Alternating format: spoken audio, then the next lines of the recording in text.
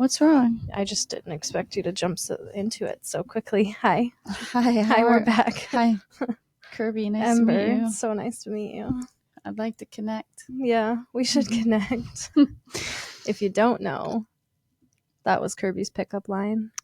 I feel like ever since I told people that was my pickup line to you, I've recognized more people using that line. Let's connect. Let's connect. It's very LinkedIn. It's safe. It is. There's so many ways to connect. I mean, you played it safe, but it didn't end up very play it safe status. Well, because you slid into the DMs with the quickness. With the phone number. Mhm. Jet was asking me the other day how we met on TikTok and how we merged from TikTok, slid over into DMs. He was asking for the setup. That was me. Yeah, you made the first move. I mean, kind of. technically, I made the first move.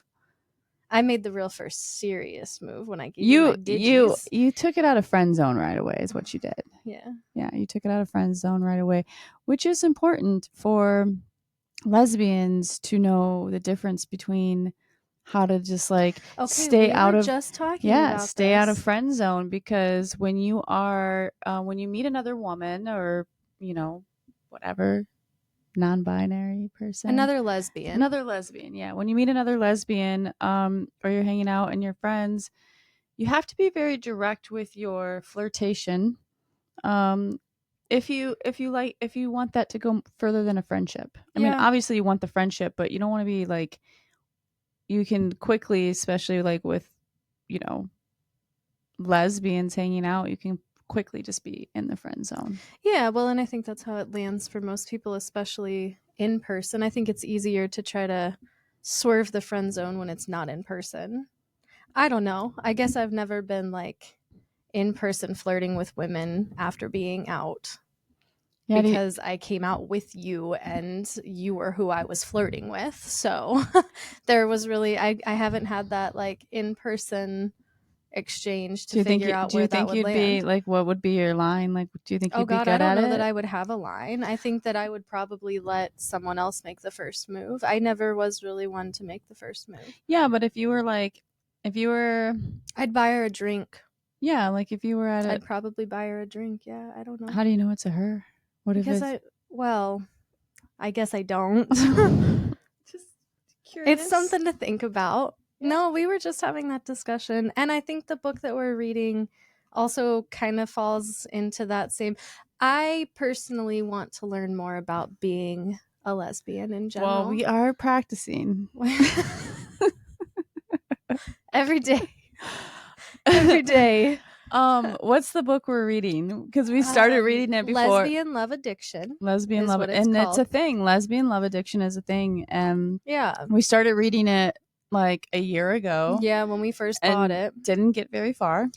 There was just way too... I think there was way too much happening. But now going back and now reading it, I feel like things make more sense. 100%. And I think we're also more like in the mindset of having a clear enough space to be able to take in what we're reading, or at least that's how I felt today. When I was reading it. It felt like I was actually able to absorb what was being read, as opposed to just like, there's a difference when you're just reading and when you're really invested in what you're reading. So because you just read it this afternoon, you were catching up to where I was so we can start reading it together.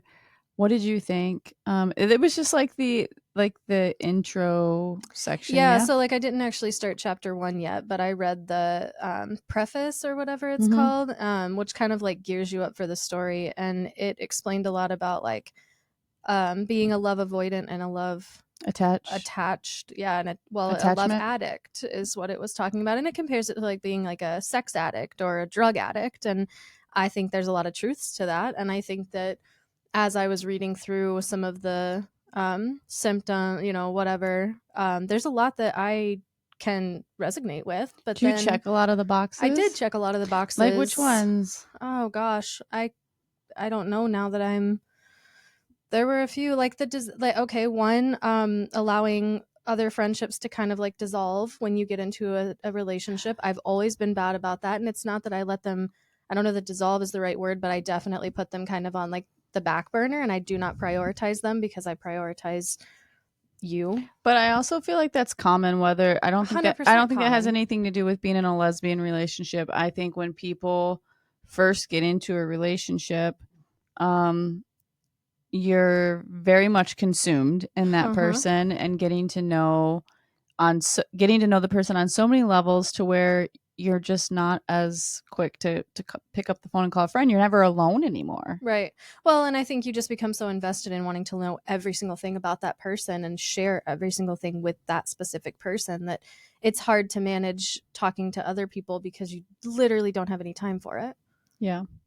But I will say, even though that does happen and that's natural, we have made plans with friends that we have dates set on the calendar to see friends and be with friends, or we have hopes to meet up with certain people. And I think that's important for us to, I think we're both in a place where we want to have our, maybe it's a little different for like queer people, lesbians. I think it's natural to want to have now a group of friends, the same friends, a couple of friends, and have it be, it feels safer, like a thing together.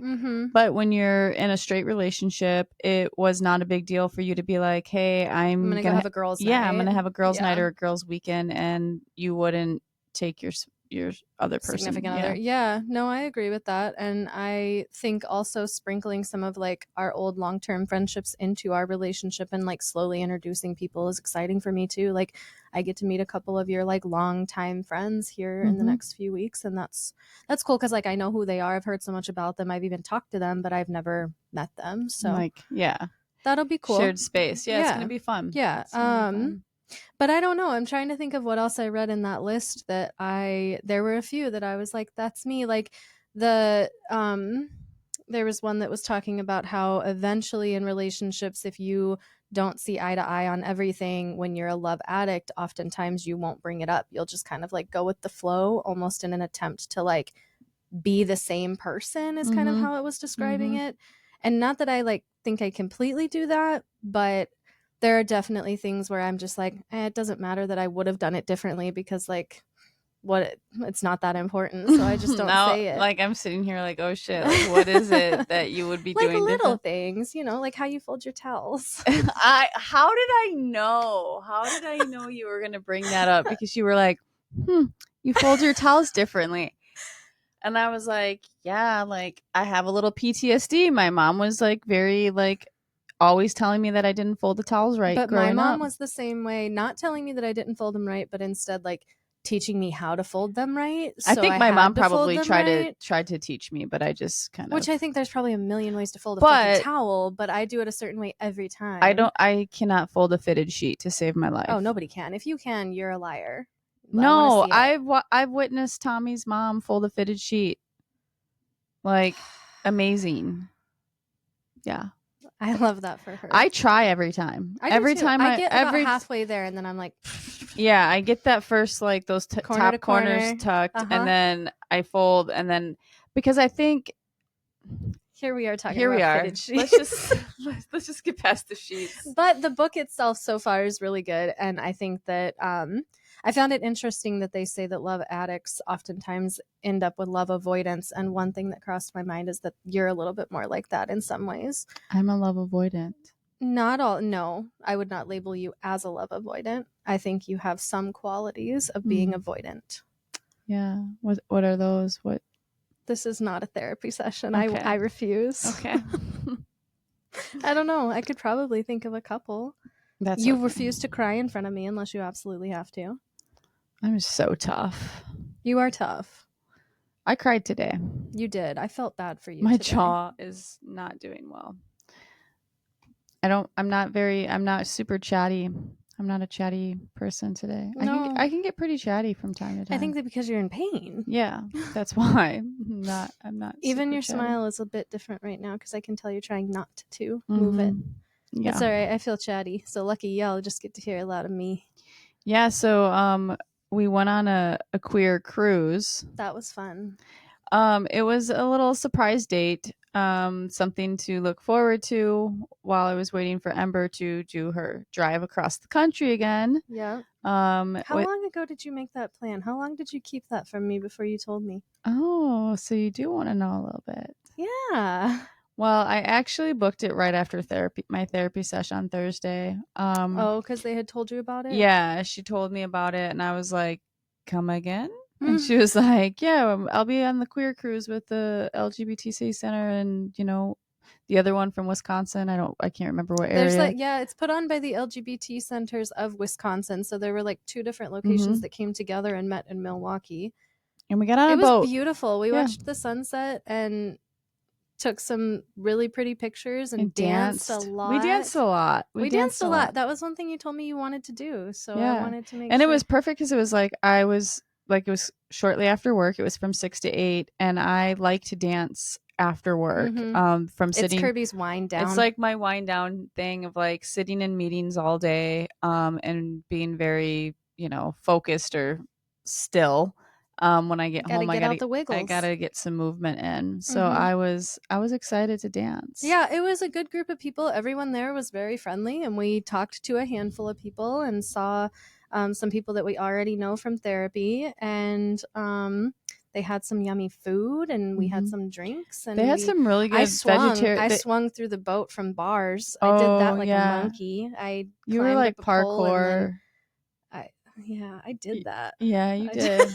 You did do that. Well, and then there were some queens, some drag queens there, Yeah. and Holy holy hell, hell. did they do some moves. Is that what you'd call that? I don't know. I felt like I this might need to be censored. Their pussies were bruised when they got home. I say that in the most loving of ways because they're drag queens. That happened. You can't land on that as that's Yeah. tucked or not tucked. That shit was bruised. That was bruised. They had a lot of padding on though. It looked like football padding. They did. They had some padding on, but they were dropping it with the quickness into the splits and different moves that I turned to my head every time they dropped it. My fists were clenched. I I was I turned to my prepared head. for it. We're Yeah. talking about 6'1" people here, by the On a way. These were boat. like not petite people. These were very Like tall, large football people, and people. like literally spinning around into like this just drop move. I was scared for them, Yeah. but it was entertaining. Yeah, it was. It was. People had all their dollar bills out And with the I was cheering quickness. them on. I was Yeah. scared, but I was cheering. Mm-hmm. No, that was a good time. It was nice to just get out of get out of the house and do something different and meet some people, and we're always down to meet new queer folks. And we didn't like extend friendships really outside, like other than just kind of mingle, but it was still like a good safe environment for the evening, and they had good vegetarian food. Yeah. And then we went to Slush, which was the second time we've been there. Yeah. I don't know that I want to go back there. Yeah, it was it's okay. I think like it was like one of those moments that we went there for your birthday, and it was like more about the theme because I had like planned like 32 flavors, and that's like a very like you go there and get a flavor like a dagger. What is it? A daiquiri? A daiquiri. It's daiquiri. Like it's a frozen. Like imagine just a bunch of frozen icy machines, but they're all alcoholic beverages, and you kind of just pick and choose like what mixture and flavor you want. It's a good first time thing, but I wouldn't necessarily say we're regulars. No. But so you did the drive, but that was very helpful to help get me through the last couple days of my trip, and I knowing think that you could tell that I had a date night planned with you had a date night planned for us. Yeah, because towards the end, I mean, I had already cut my trip short by almost a week. Yeah, you were supposed to be there a lot longer. I wasn't supposed to get back till yesterday, which is crazy to think about. I got here on Monday. I don't think we would have. Or no, I got here on Tuesday. I feel like we got really good at like the long distance thing and getting through it, but then like after having you like permanently live here and then leave, it was very difficult. That was hard. It was very difficult, and I think that I struggled really badly with anxiety the whole time I was there, and just feeling like like I just didn't want to be there. Truthfully, that's really what it's hard. It's hard when you have moved on. It's hard to look back, and it's hard to go back to things. And you went back into a place where you really didn't have control over where you could where you were staying, right? So like you were set back into a mindset of like a lot of times you revert. Like think about when you move away from your family and then you go back to family for like the holidays or whatever, and you kind of revert back into this awkward stage where you're like, how am I supposed to act around these people again? Because you don't see them that often. And especially when you outgrow somebody. And I don't know. I don't like I've told you before, I really don't like going back to Ohio or Michigan. Do you ever play with those balls in school that were like these little spiky, like plastic balls? And if you like pull on the outside, they expand into these huge, massive balls. That's kind of how I feel about it. That's where my brain is going right now. Like, what do you mean? Like when I'm here, I'm expanded. I'm like the best me. I'm like the full ball.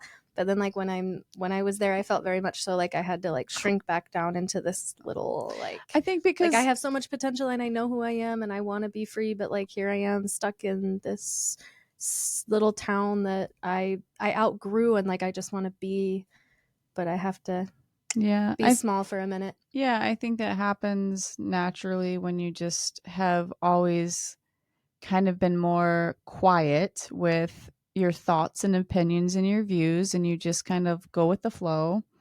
And then I think it was maybe eye-opening for some people, even yourself, to set boundaries hard boundaries and stick to your boundaries and say like, I need to adjust my boundaries because of my anxiety, and these are the things that are going to benefit me and help me. And that's hard to do because it's so easy to make yourself uncomfortable in order to make somebody else comfortable. 100%. Yeah. And I think that happens with family a lot without even knowing that it's happening. Like we just grow up raised a certain way to not really think for ourselves. And then once we do, it's like, who the fuck are you? But because of that, I didn't see a whole lot of people, which I was okay with. And I went into it kind of already expecting.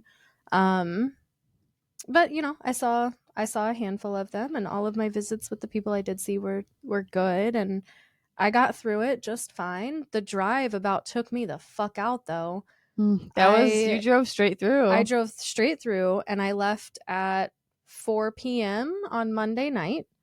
I pulled over at some point. I think it was like 3 a.m, 2 or 3 o'clock in the morning. I was on the phone with you and I made you stop. You made me stop because I needed to stop. I was like, put a rest stop. You had already fallen asleep and you woke up worried about me. I kept waking up. Called me, checked my location to make sure I was still driving, saw that I was still driving, called me, told me to pull my ass over, and then stayed on the phone with me. I slept for 2 hours. After 2 hours, I woke up and I just got right back on the road, which in hindsight was maybe not the best idea because I was way too tired to keep going. But once I had coffee, it was okay. And then, I got here around 1 p.m.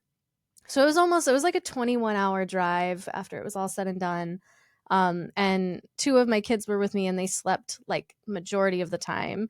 You slept a chunk of the time. So it was very much so like me kind of just by myself, which was good and bad. You said you listened to the podcast from the beginning. I started. So after you've listened to like 10 hours of music, you're kind of like, fuck, I need to do something different. But you have to have some kind of like you can't just sit in silence. So I started the podcast over. I listened to 2 whole episodes.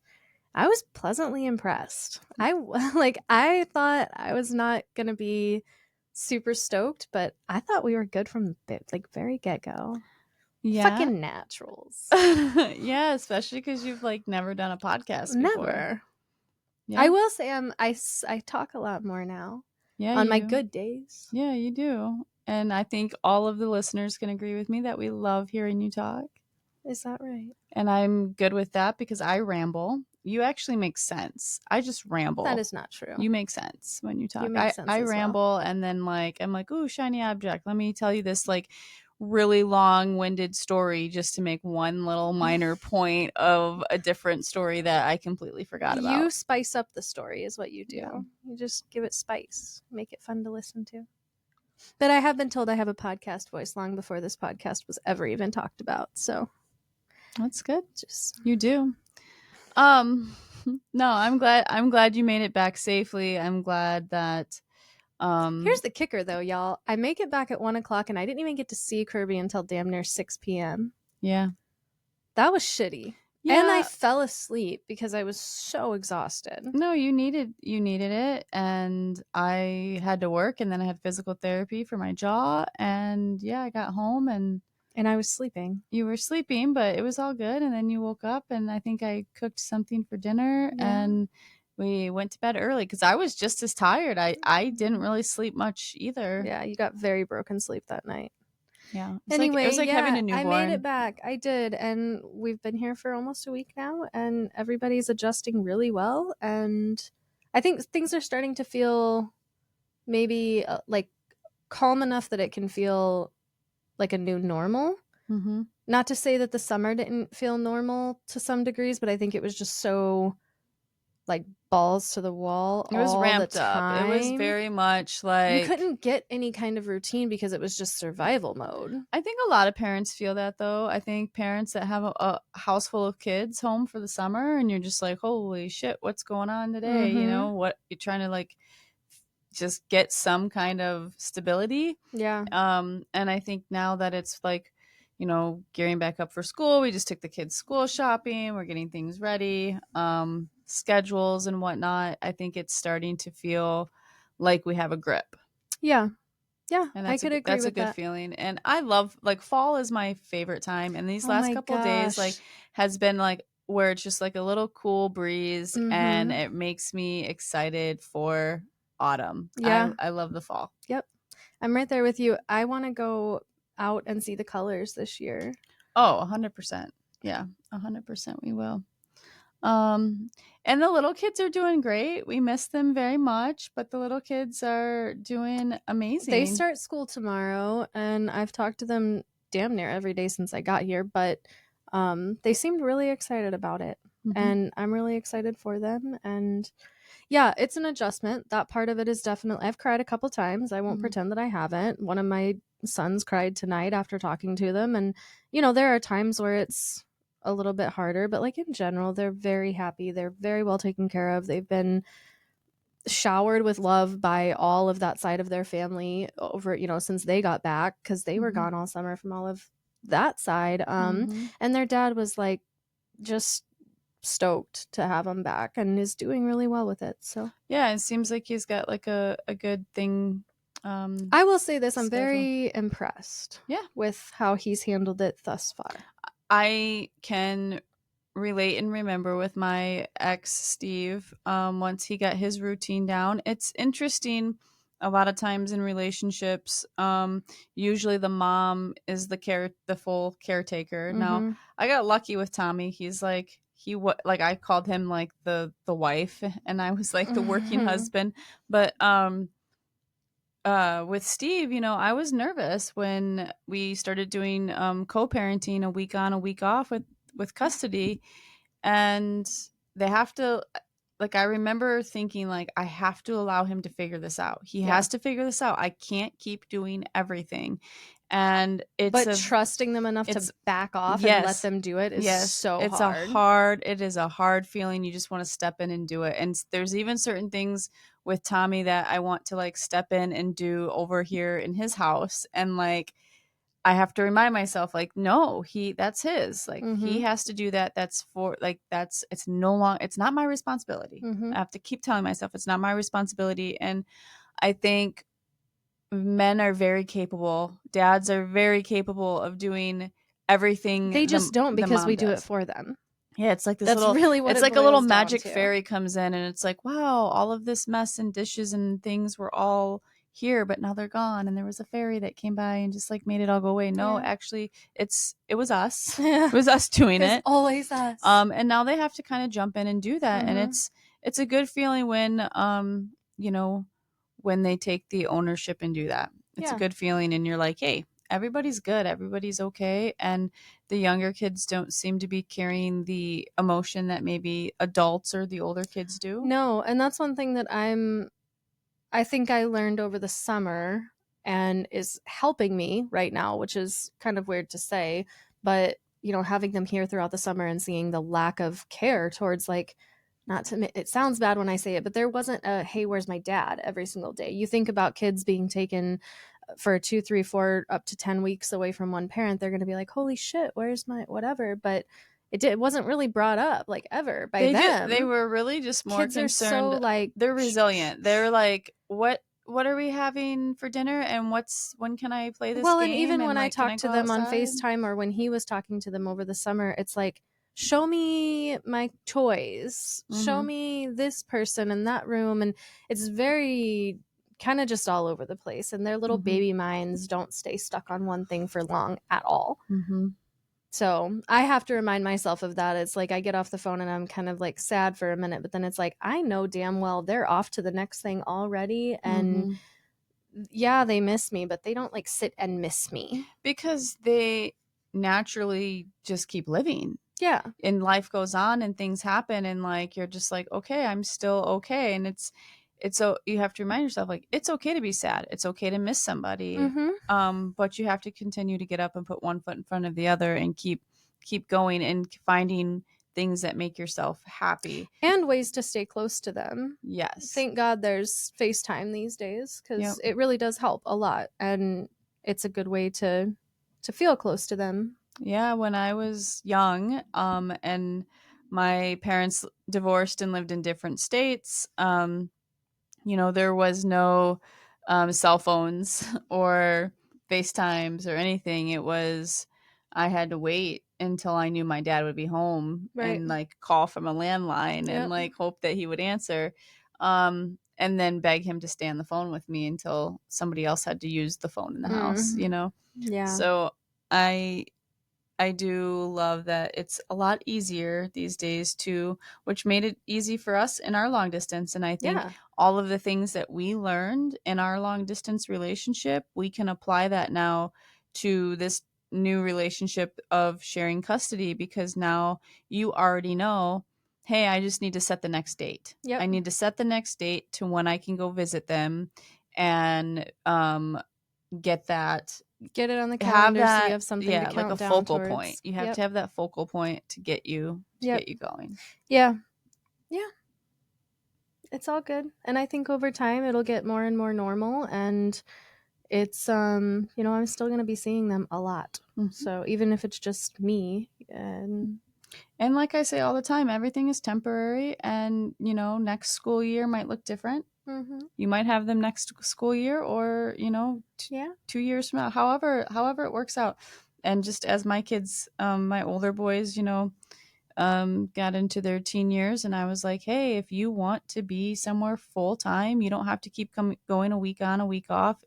And they were like, actually, we do. We want to be at our dad's. And I think as you get older and more seasoned in different styles of relationships, and being completely keeping your heart open and being completely open to the idea of finding ways to make a relationship work, not just with the idea or the vision or dream that you had, I think it allows you to form all these new ways of having a relationship. It's not just like, well, the court said this, right. So you have to be with me on these days. It's like, no, like sit down and like talk to your kids and work with your kids and like, and be understanding. And also I think another part of it too is like, be willing to step back out of your own desires and selfishness.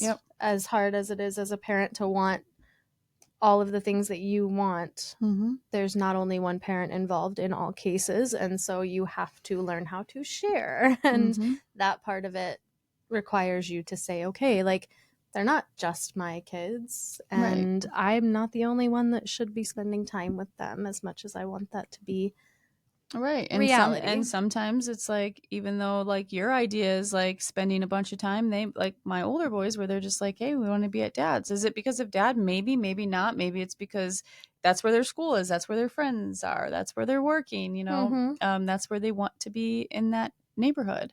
Right now though, we have 4 of the boys here. Max is here. We played What's That Meme at dinner, and I wasn't playing that game with a 7-year-old makes it so much funnier. With a 7-year-old who can read really well. That some of the stuff he said, I was just like, bless his heart. There was a card that had the word alcoholic.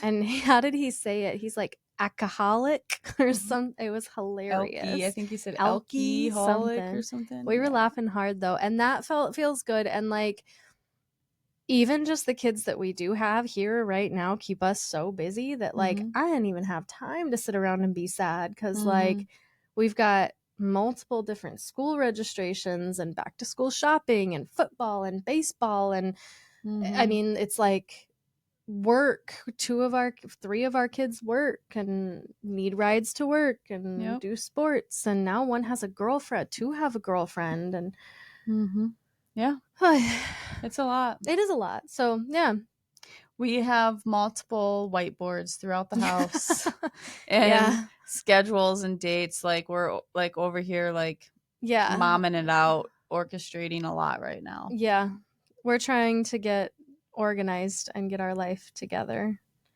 We'll get there someday. Someday soon, I hope we'll get there. But no, all good things. And if you realized we didn't do an episode last Monday, we did not. I was driving. Sorry guys. It was just there was so much going on, and we kept saying like we should just pre-record. Great idea. But we're natural procrastinators. We have that like anxiety, inspiration, procrastination. And so that always plays a factor. But also we just had too much going on, and it was like, had to come to the realization of like, we can't do it all. We can't always do it all. But good news is we're getting a schedule down here real soon. And we'll start getting talking better. about a schedule. We're talking about a schedule, and we have guests lined up that are really exciting. Oh yes, some good interviews. You guys are gonna really good interviews with like people them. that you'll more than likely recognize on TikTok if you're active on there. So like, stay tuned. We're working on it. Some exciting stuff coming. Things are falling into place. They are. I'm excited. Me too. Very excited. All right. Well, anything else you'd like to discuss here in therapy? What was this therapy? I don't know. I did go on a cruise instead of go to therapy this last week. So, I mean, everybody was on the cruise. There's a form of therapy.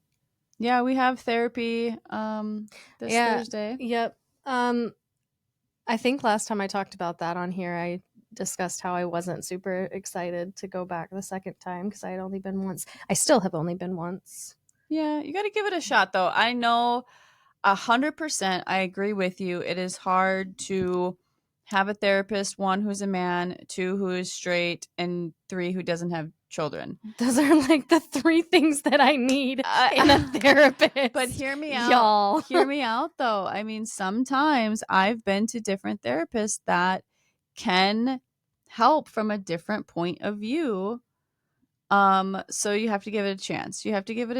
I'm going to give him a chance. I've already said that I am. But if it's not working out, it's not working out, and you just you move on. Yeah, and that's okay. And there's no shame in that. But you only did the intake. I only did the intake, and I'll go to 1 therapy session with him. And unless he really just blows my mind, I just don't know. We'll see. I don't know. There's some. I will tell you right now. If you're hoping to get the quote unquote fixed or answers or get your mind blown, you're gonna be disappointed because all of the therapy work comes from within. They're like, put anybody in the corner. Like Forrest Gump could be sitting here on a bench with me. Here's the way my brain works, though, is that like, would you open up to someone you weren't comfortable with because you didn't feel like they could relate to anything you were saying? Or would you be like, this motherfucker's not going to understand jack shit that's about to come out of my mouth, so I'm not going to say what I really would say if this was someone that has kids you have to let that guard down. I think you have to let that guard down, and you have to just say it like it is.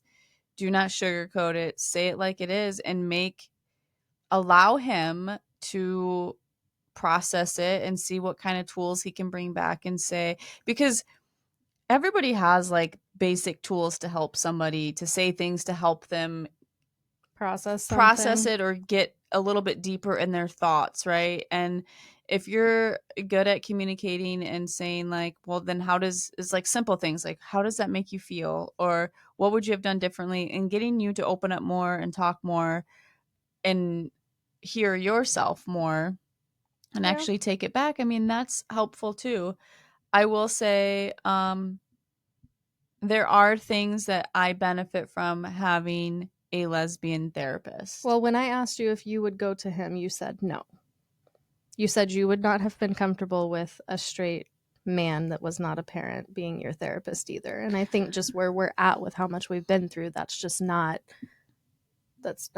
yeah. And I wish they had another therapist now. And we're going to this place because, one, we want to be part of the LGBT center in the community. It's very important to us. Mm-hmm. Two, it's free and we are broke as fuck. So it's free therapy. And you know, my therapist would have probably been great for you, but I'm already like, there's no way you can ever see my therapist. It's conflict of interest. Yeah, it is. So then, you know, right now they had this opening, and that's how it fell. But you know, if you end up saying you don't like it and you want to not do it, then don't do it. Yeah, we'll see what happens. Yep. But you got to get past the intake. I did. I am past the intake. I'm on the other side of the intake. Yeah. You'll get there. Which was apparently, from what I've heard from everyone, one of the hardest things, because you just have to answer a bunch of questions about yourself. Every single time I do the intake, I think, because I've been talking about my like dysfunctional life for a very long time, so it seems so like easy to talk about and normal for me. And every time I do an intake, they're like, wow, you have a lot of trauma. And it's a very common thing. Wow, you have a lot of childhood trauma. Wow, you have a lot of trauma. And I'm like, yeah, it's fine though. Like, it's fine. And they just look at me with this like look, and I'm like, damn, did it sound that bad? It's like the Instagram post that I showed you the other day. Someone had their plant in their hand and they were shaking it so aggressively, and the caption was like, just giving my plant babies an unstable life like my parents gave me, something like that, so they grow up stronger. Cool. But it did work, so yeah, shout out for that. It did work. You're so tough. Yeah, low-key crybaby. Yeah, we're all low-key crybabies. It's okay. Wow. All right, well, that's it. That's all, folks. That's all, folks. That's a wrap. Wickety wrap.